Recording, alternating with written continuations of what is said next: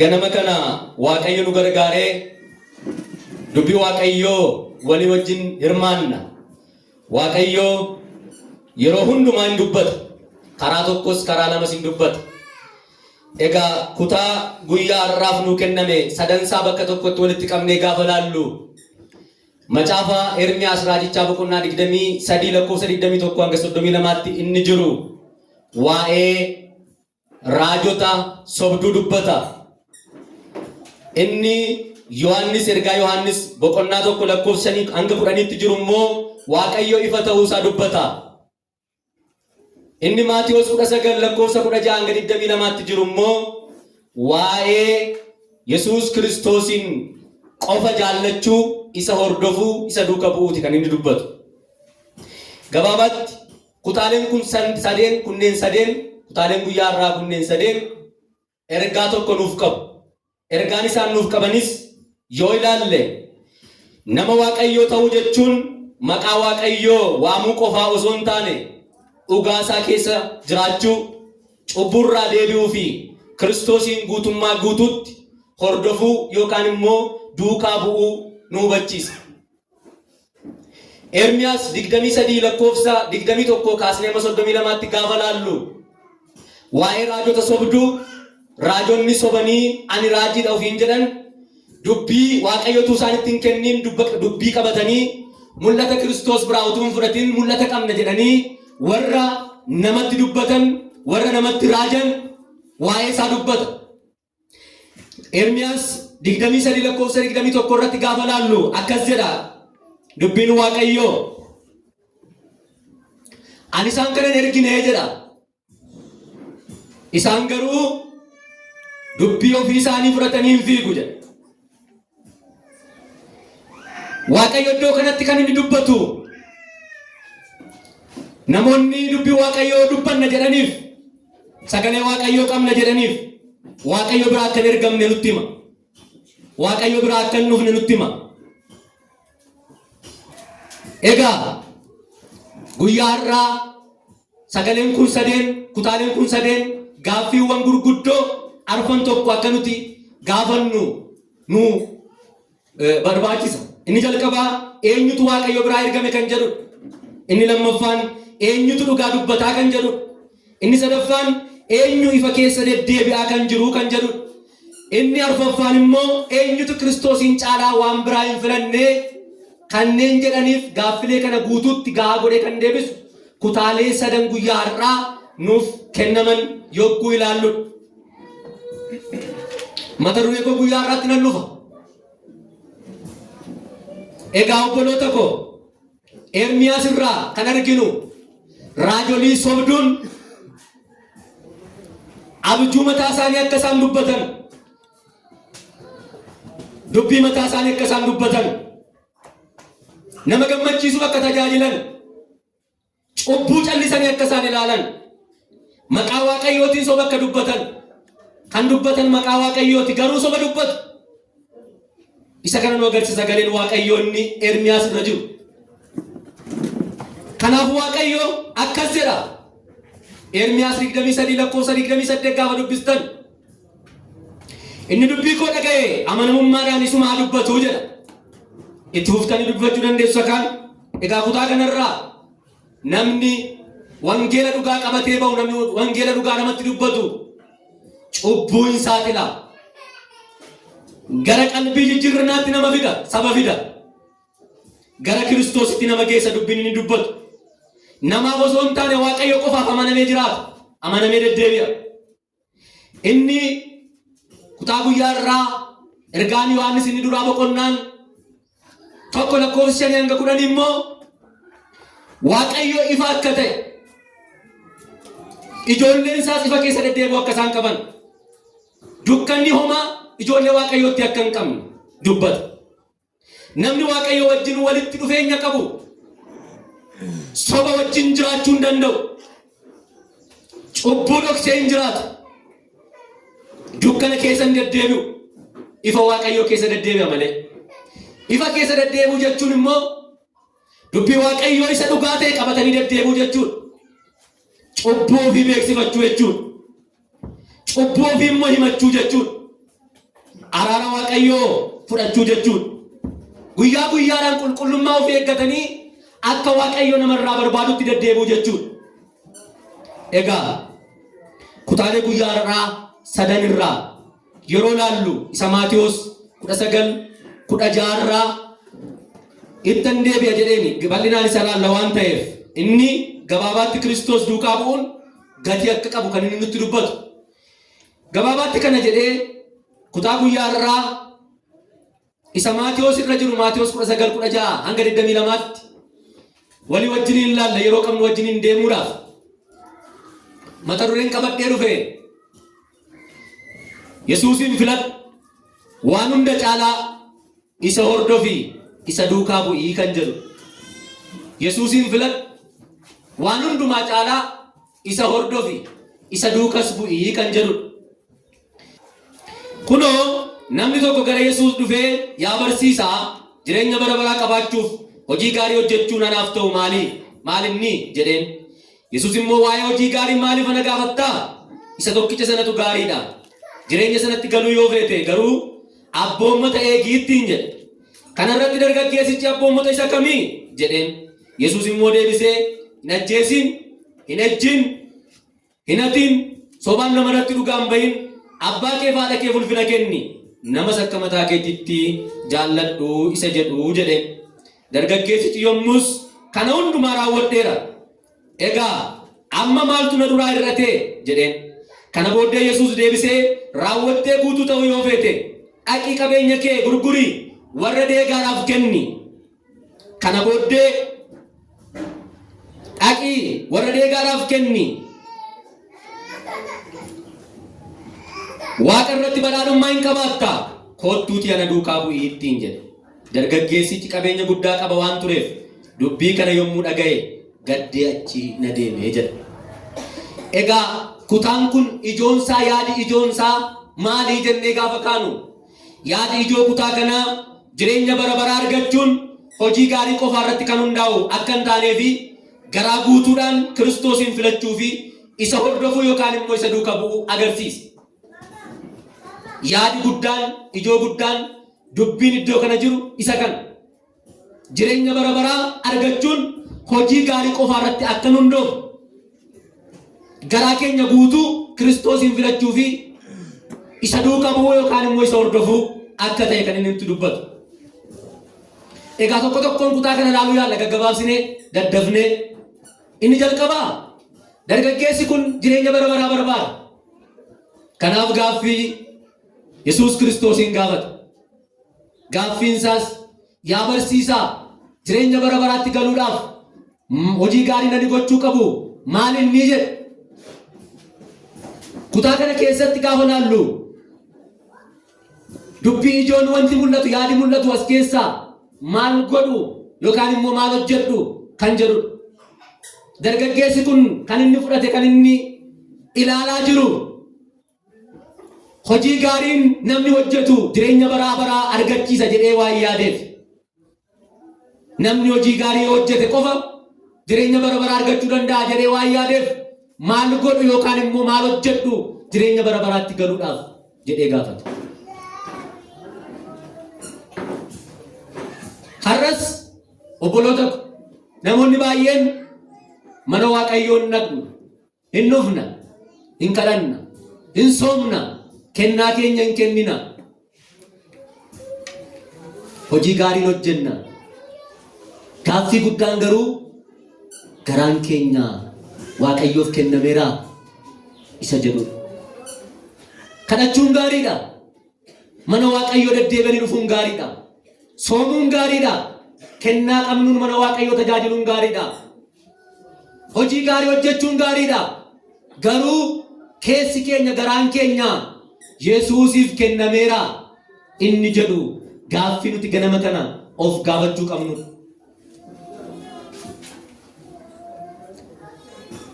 Inni lammaffaan kutaa kana keessatti Maatiyos 19:17 hamma 19 jiru yoo laallu Yesuus nama kana gara abboommii eeguutti isa deebise. Maal godhu gaafa inni jedhu abboommii waaqayyoo eegi ittiin jedhe. Yesuus abboommii Waaqayyoo eeguu akka inni qabu itti mee lafa kanatti. Dargaggeessi kun garuu abboommii sana duraan durseeyyuu beeka shaakalaa ture. Raawwachaa ture. Gochaa ture. Yesuus garuu garaasaa qorachaa ture. Garaa nama kanaa keessa akka jiru, maalirra akka jiru, maalitti qabamee akka jiru qorachaa ture. Namni tokko seera nan beeka jechuu danda'a. Seera beekuu qofti garuu gahaa miti. Waaqayyo waan garaa keessa jiru ilaala waan ta'eef. Garaan keenya waan inni qabatee jiru, waan itti qabamee jiru ilaala waan ta'eef. Waaqayyo ganama kana akka nuti garaa keenya ilaallu barbaada. Garaan keenya maalitti akka qabamee jiru deebinee akka nuti ilaallu barbaada Waaqayyo ganama kana. Saba Waaqayyo, saba dhiiga Kiristoosiin bitamtan, saba kabajamoo. Egaa kutaan sadaffaan Maatiyos 19:20 irra jirudha. Erga abboommii akka inni eeguutti mee booddee dargaggeessi kun deebisee argina. Kana hundumaa raawwadheera. Baay'ee yeroo dheeraa san fudhanne deebii kana deebisuudhaaf dargaggeessi kun sababiin isaa shaakalaa ture, raawwachaa ture, hojjechaa ture waan ta'eef.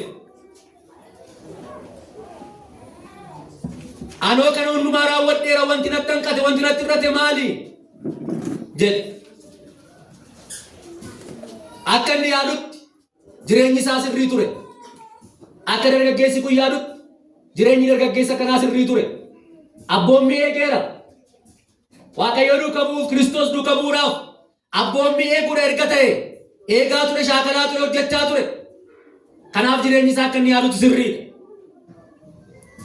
Haa ta'u garuu rakkoon isaa hojii gaarii hojjechuu dhabuu qofa miti. Rakkoon isaa inni guddaan qabeenya isa garaasaa mo'ate, isa garaasaa qabate ture. Arfaffaa irratti kan laallu Yesuus rakkoo isaa dhoksaatti inni itti rakkate, inni itti qabamee jiru saaxiluu isaati. Maatiyos 19:21 irratti arganna isa kana. Qabeenya kee gurgurii warra deegaadhaaf kenni, badhaadhummaa Waaqa irratti qabaattaa ittiin jedhe. Erga abboommii raawwattee ta'e, erga isa kana hundumaa gootee ta'e, hin ejjiin, hin ajjeesiin, sobaan namarratti dhugaan bahin, hin hatiin, abbaa kee fi haadha kee ulfina kenni, namas akka mataa keetitti jaalladhu isa jedhu erga raawwattee ta'e, amma gaa Kiristoos duuba deebi'ee isan akkas godhe hundumaa waan beekuuf, lafatti garaan isaa hidhamee jiru waan argeef, dhaqii qabeenya kee gurgurii warra deegaadhaaf kenni, sana booda Waaqa irratti badhaadhummaa hin qabaattaa ittiin jedhe. Sana booda namni kun waan deebise gadi isin ni argina. Waan nama dhibu qabeenyi nama kanaa gooftaatti ta'eera. Qabeenyi nama kanaa garaa isaa biteera. Qabeenya isaa dhiisee Kiristoos duukaa bu'uu hin danda'u namni kun. Garaan isaa qabeenya isaatti qabamee jira waan ta'eef. Saba Waaqayyoo garaan keessa maalitti qabamee jira har'a? Waaqayyoo lafa garaan keenyatti qabamee jiru hin argaa. Egaa inni shanaffaa irratti fi inni kutaa har'aa, ergaan kutaa har'aa inni jabaaf inni guddaa inni ta'e, sana booda erga rattee qabeenya kee gurgurtee warra deegaaf kennitee booda ana duukaa bu'i ittiin. Kun dubbii jabaadha. Kutaa guyyaa har'aa, kutaa kana keessa jiru isa baay'ee guddaa fi isa nu laallatudha jechuudha. Dhaqii isa garaan kee itti hidhamee jiru sana, isa nan qaba jettee abdattu sana, isa jabaa sana, isa garaa kee itti hidhamee jiru sana gurgurii irraa adda bahiiti. Ana duukaa bu'i, isa wajjin na duukaa bu'uu hin dandeessu. Saba Waaqayyoo, namni kun gaafa Kiristoos Yesuus sagalee kana itti dubbatu qabeenyi isaa ka'ee fuula isaa dura dhaabbate. Maatiyoos 22 irratti argachuu dandeessu isa kana.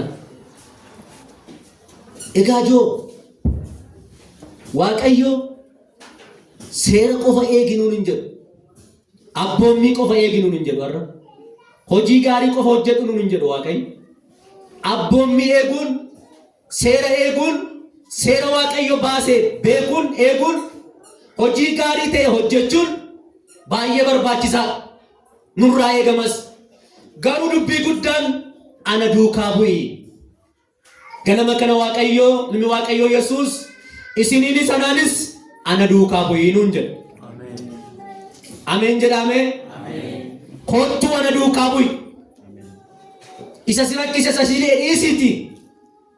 Isa ilaaltu qaba itti isa abdattu dhiisiti. Isa narraa si qotatu sanarraa duuba si deebisu dhiisiti. Kottu ana duukaa bu'ii jedha nimi Waaqayyo ganama kana. Kanaaf kiristaanummaan seera eeguu qofa miti obboloota ko. Kiristaanummaan Kiristoosin hordofuu isa duukaa bu'uudha. Kiristoosin hordofuun immoo isa amanachuudha. Kiristoosin hordofuun immoo isa jaallachuudha. Kiristoosin hordofuun immoo abboommii isaa eeguudha. Kiristoosin hordofuun immoo jireenya keenya isaaf kennuudha. Egaa dargaggeessi kuni pooyintiin itti aanu maaliif gaddee deeme jettanii gaafa ilaaltan Yesuusin barbaada. Jireenya bara baraa barbaada. Kan inni gaafachaa jiru jireenya bara baraati. Yesuus Kiristoosin barbaadaa jira. Garuu Maatiyoos 19 lakkoofsa 22 irratti dhaabbate Yesuusin barbaaduunsa. Yesuusin arguu barbaaduunsa, jireenya bara baraa argachuunsa, deddeebiinsa, gaaffiinsa lakkoofsa 22 irratti xumurame dargaggeessi kun. Qabeenya kee gurgurii warra deegaaraaf kenni, Waaqa irratti badhaadhummaa hin qabaatta. Kottuuti immoo ana duukaa bu'i gaafa inni ittiin jedhu gaddee achi deemi. Maali irra Kiristoositti kan nu deebisu nu? Kiristoos duuka akka nuti hin tarkaanfanne. Gaafa inni kottu na duukaa bu'i jedhu akka nuti duukaa hin buune kan nu godhu maali? Akkasin of gaafattan nan barbaada ganama kana. Akkasin ofii keessan laaltan garaa keessan laaltan nan barbaada ganama kana. Waaqayyo isa kana barbaada waan ta'eef. Maqaan Waaqayyoo bara baraan haa eebbifamu. Egaa dargaggeessi kuni Yesuus Kiristoos irra qabeenya caalchifate. Qabeenya caalchifate.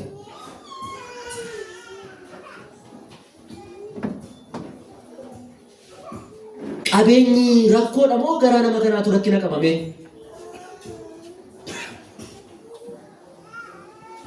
Wanti nuti hubachuu qabnu qabeenya qabaachuun cubbuu miti.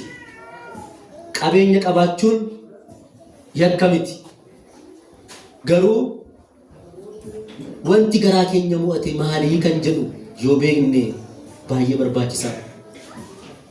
Wanti garaa keenya mo'ee akka nuti Kiristoos wajjiniin hin deddeebine, akka nuti Kiristoos wajjiniin hin buune, inni garaa keenya hidhee garaa keenya duubatti harkisu isarraa maali kan jedhu beekuun baay'ee barbaachisaadha saba Waaqayyoo. Wanti tokko yoo Yesuus caalaa nu barbaachisa ta'e Waaqa nuti ta'uu danda'a. Maali irraa Yesuus caalaa kan isin barbaachisu? Maali irraa Yesuus caalaa kan isin abdattan? Inni kun gooftaa akkasinitti hin taane abshaalomuun gaarii. Akka inni Kiristoos irraa duuba isin hin deebisne irratti dammaquun gaarii. Waaqayyo nu haa gargaaru. Waaqayyo isin haa gargaaru.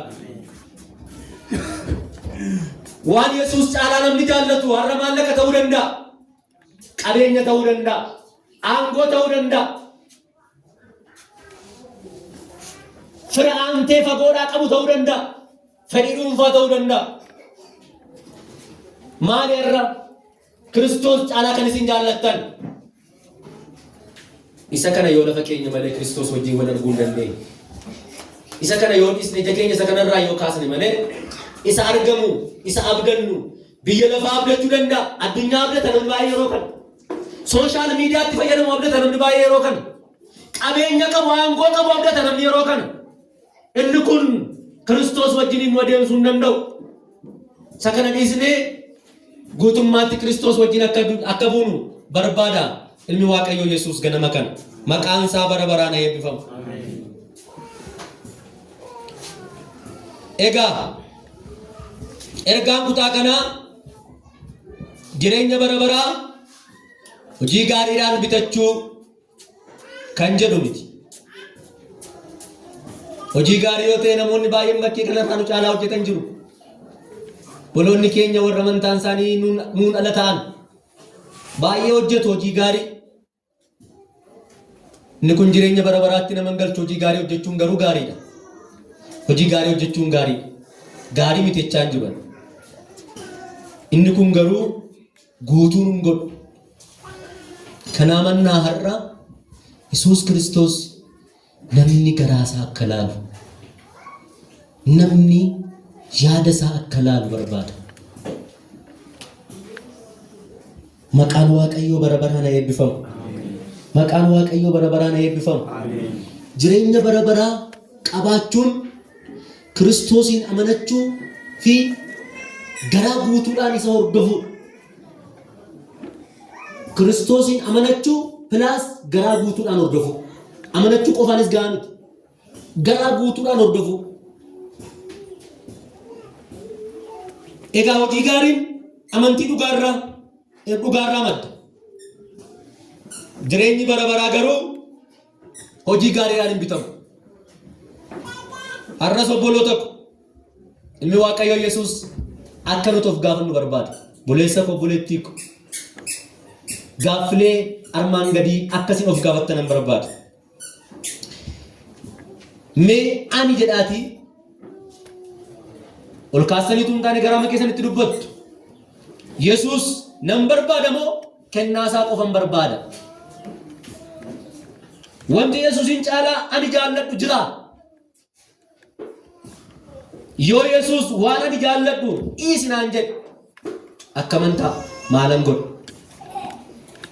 Waan jaallatu sana dhiisittiin jedhe dargaggeessa sanaan dhiisii qofa mootuu hin taane warra deegaadhaaf aqii gurgurii hiriitii na duukaa bu'ii gaafan ittiin jedhu jecha cimaa waan ta'eef garaan isaa qabeenya isaatti qabamee waan jiruuf Yesuus Kiristoos irraa fagaate. Egaa gaaffilee kanneen ofii keessanii deeffadhaa. Gaaffilee nama isin gaafadhe sadan ofuma keessanii of gaafadhaatii deeffadhaa. Sa'aatii koo wajjinan deema.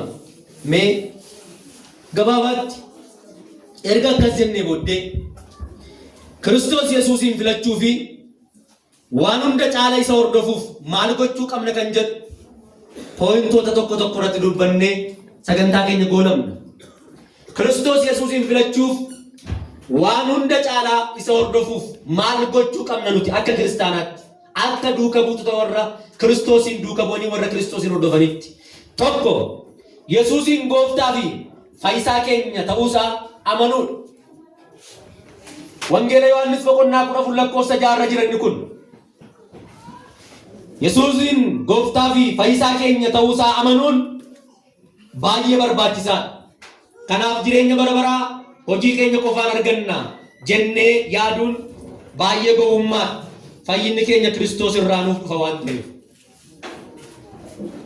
Inni lammaffaan qalbii guutuudhaan gara isaatti deebi'uudha. Ergaa kanama kana nuuf dubbifame ergaa Yohaannis duraa boqonnaa 1 lakkoofsa 9 irra jiran kun cubbuu keenya yoo himanne inni amanamaaf qajeelaa waan ta'eef cubbuu keenya hundumaa nuuf inni isaa jal'ina keenya hundumaattis nu qulleessaa jedha. Ergaan Yohaannis boqonnaan duraa boqonnaan 1 lakkoofsa 9. Kanaaf ganama kana qalbii jijjiirrannaa dhugaa akka qabaannu barbaada Waaqayyo nurraa. Kiristoos Yesuus duukaa bu'uudhaaf, Kiristoos Yesuusin hordofuudhaaf qalbii jijjiirrannaa dhugaa cubbuu keenya dhugaatti Waaqayyotti himachuu barbaada Waaqayyo ganama kana. Kiristoosin caalaatti hordofuuf garaan keenya jalqaba irratti gara Kiristoositti deebi'uu qaba. Qalbiin keenya gara Kiristoositti deebi'uu qaba. Waan jirru keessaa baanee cubbuu keenya Yesuusitti himachuu qabna. Al tokko namoonni sagantaa lafa kanaa dursan cubbuu keessan himannaa, cubbuu keenya himannaa jedhu. Cubbuu himachuu jechuun Yesuus Kiristoos ati hojjette hin beeku, san hojjette hin beeku miti. Inni an hojjette nati hojjette Yesuus Kiristoos fuula duratti ifa. Garuu akka ati fedha keetiin isa raawwatte, isa dogoggoreera kana maqaa isaa dhofte akka ati jettu barbaada ilmi Waaqayyoo Yesuus Kiristoos. Gaafas sitti araarama, natti araarama waan ta'eef.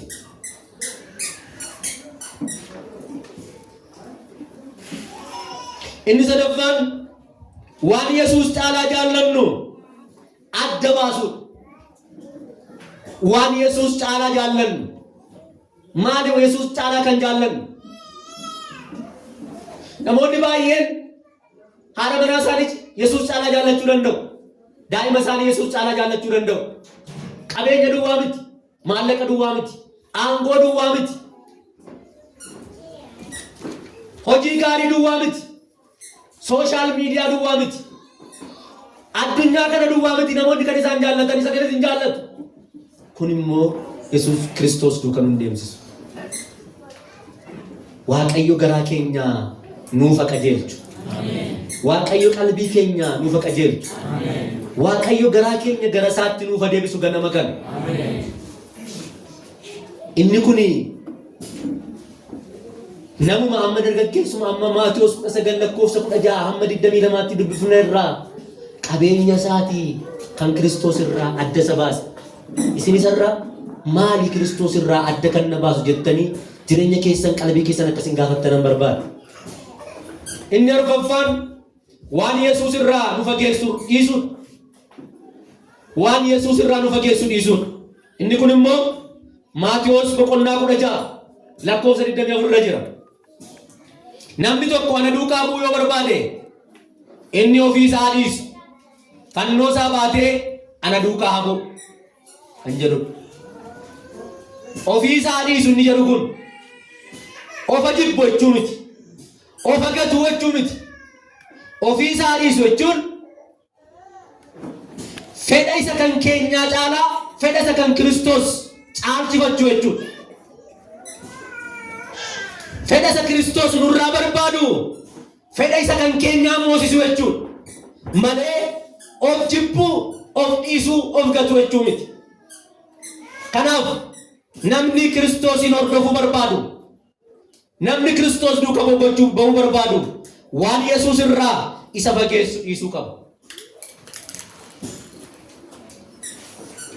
Inni shanaffaan dubbii isaa guyyaa guyyaadhaan dubbisuu fi hojii irra oolchuudha.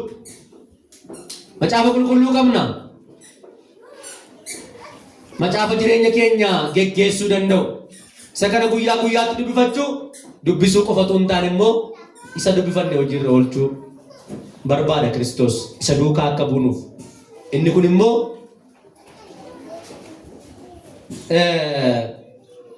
Wangeela Yohaannis 14:15 irra jira. Wangeela Yohaannis 14:15 irra jira. Yoona jaallattan abboommota koo eegaa jedha Yesuus Kiristoos. Yoona jaallattan abboommota koo eegaa jedha. Abboommin Waaqayyoo hin ejjiin isa jedhudha. Hin hatiin isa jedhudha. Sobaan namarratti dhugaan bahin isa jedhudha. Abbaa kee haadha kee ulfina kennii isa jedhudha. Nama immoo akka mataa keetitti jaalladhu isa jedhudha. Inni kun hundumtuu nama waan taaneef nama wajjiniin gaafa jiraan waan nama wajjiniin gochuu qabnu nu abbooma. Hariiroo namaaf nama gidduu jiru ibsa abboommiin kun. Kanaaf inni caafamee jiru sun abboommiin sun barreeffama isaa duwwaa dubbachuu hin ejjiin isa jedhu, dubbifachuu hin ajjeesin isa jedhu, dubbifachuu qofatu hin taane. Hin ejjiin jedha taanaan hin ejjiniin, hin hatiin jedha taanaan hin hatiiniin. Isa kana hojiirra oolchuun baay'ee barbaachisaa saba Waaqayyoo. Inni jaaffaan kadhannaa keessatti Yesuus wajjin walitti dhufeenya qabaachuu. Yesuus Kiristoosiin guutuutti hordofuudhaaf wanti nuti gochuu qabnu kadhannaa keessatti Yesuus wajjiniin walitti dhufeenya keenya jabeeffachuu, walitti dhufeenya gaarii ta'e qabaachuu. Yesuusin hordofuun Yesuusin beekuu qabna. Yesuusin hordofuudhaan dura Yesuus maal akka ta'e, Yesuus nama akkamii akka ta'e, waaqa akkamii akka ta'e sirriitti beekuu qabna. Kan ammoo beekuu kan dandeenyu jilbeenfannee isa wajjiniin kominikeeshinii keenya sirreeffannee, neetwoorkii keenya isa wajjiniin gaafa sirreeffannu, gaafa qajeelfannu, gaafa isa wajjiniin haasaa jalqabnu, gaafa isa wajjiniin marii jalqabnu, gaafa isatti waa'ee keenya himannu, gaafa isarraa immoo deebii gaaffii keenya argachaa deemnu.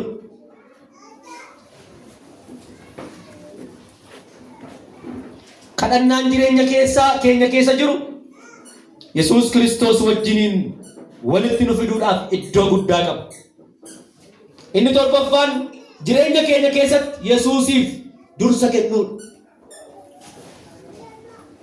Dargaggeessichi Yesuus Kiristoosiif dursa kennuurra qabeenya ofiisaa horatee dursa kenna. Har'a wanti nuti dursa kennuufi qabnu Yesuus Kiristoosiif qofa ta'uu qaba. Yesuus Kiristoosiin yoo dursine waa'ee keenya dura, isa nu barbaachisu dura, isa nuuf ta'uu qabu dura Kiristoosiin yoo dursine Yesuus Kiristoosiin hordofuu, Yesuus Kiristoos duukaa bu'uu dandeenya. Gaafas jireenyi keenya nu qajeela, gaafas haalli keenya nu qajeela, gaafas barri keenya eebbifamaa ta'a. Maqaan isaa bara baraan eebbifama. Ganama kana ilmi Waaqayyoo Yesuus Kiristoos jireenya keessan dura, ofii keessan dura Yesuusin akka dursitan barbaada. Maqaan isaa bara baraan kabajamu. Egaa inni saddeettaffaan nama biraaf jaalala Kiristoos mul'isuudha. Inni kun wangeela Yohaannis boqonnaa 13:34 irra jira. Nama biraadhaaf jaalala Kiristoosin mul'isuudha. Akkamitti mul'isna jaalala Kiristoos? Nama rakkate gargaaruudhaan jaalala Kiristoosin mul'isuun barbaachisaadha. Hiyyeessa yaadachuudhaan jaalala Kiristoosin mul'isuun gaariidha. Dargaggeessi sun qabeenya qabdu dhaqii gurgurii, warra deegaadhaaf hiyyeessota warra waan qabneef kenni. Sana booda na duukaa bu'ennaan gadde. Nummoo Kiristoos Yesuusin dhugaatti hordofuu yoo barbaanne namoota warra kaanitti Kiristoosin mul'isuudha. Jireenyi keenya Kiristoosin mul'isuu qaba. Hojiin keenya Kiristoosin mul'isuu qaba. Nama cubbame, nama cubbuutti kufe tokko gargaarree gara Kiristoosti fiduu danda'uu qabna. Nama miidhame tokkoof dhimmuu qabna, yaaduu qabna.